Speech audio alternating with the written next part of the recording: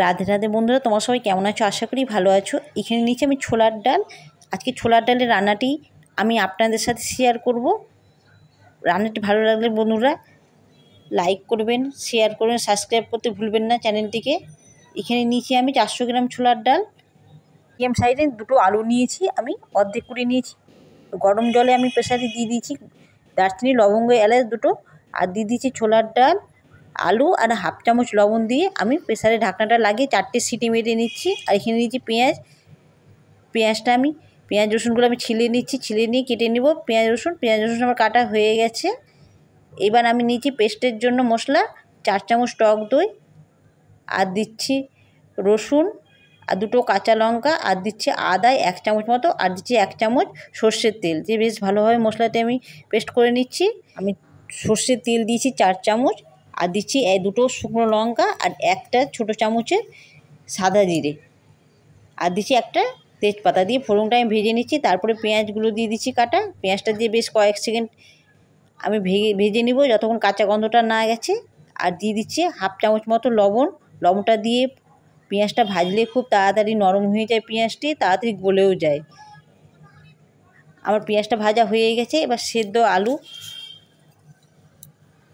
আমি একটু চাপা দিয়ে ভেঙে নিচ্ছি। আর এখন দিয়ে দিই পেস্ট করা মশলাটা দিয়ে বেশ কয়েক সেকেন্ড বেশ ভালোভাবে কষে নিব যতক্ষণ কাঁচা গন্ধটা না গেছে মশলা। এবার দিয়ে দিচ্ছি মশলা বাটি ধোয়া জলটা দিয়ে বেশ ভালোভাবে আমি 5-6 মিনিট ধরে বেশ ভালোভাবে কষে নিচ্ছি। মিডিয়াম জালে আমি কষছি, খুব বেশি জাল দিইনি। আর তেলটা আমি অল্পই দিয়েছি, বেশি তেলে আমি আজকে রান্না করব না, কারণ আমার ছেলের শরীরটা খুব একটা ভালো নেই, পেটের একটু প্রবলেম হয়ে গেছিলো। অল্প তেলেই আমি রান্না করছি। এবার আলু সেদ্ধগুলো আমি হাত দিয়ে ভেঙে নিচ্ছি, আপনারা চাইলে চামচ দিয়ে ভেঙে নিতে পারেন। আমি হাত দিয়ে বেশ ভালোভাবে ভেঙে নিয়ে আমি মশলাই আমি দিয়ে দিচ্ছি। অল্প অল্প করে দিব, একবারে সবগুলো দিব না। দিয়ে বেশ ভালোভাবে মশলাটি আমি আলু দিয়ে কষে নিচ্ছি। আর খুন্তি দিয়ে আমি আলুর দলাগুলো সব ভেঙে নিচ্ছি, যেন একটু দলা না থাকে আলুর।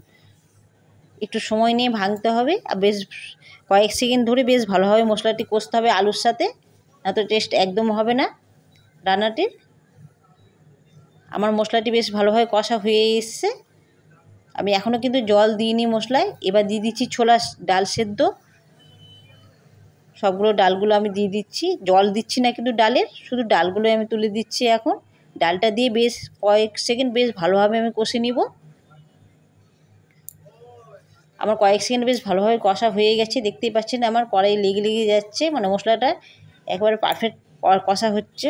হাফ চামচ হলুদ গুঁড়ো, আর দিচ্ছি সামান্য একটু জল। তারপরে দিচ্ছি তড়কা মশলা 1 চামচ টেবিল চামচের।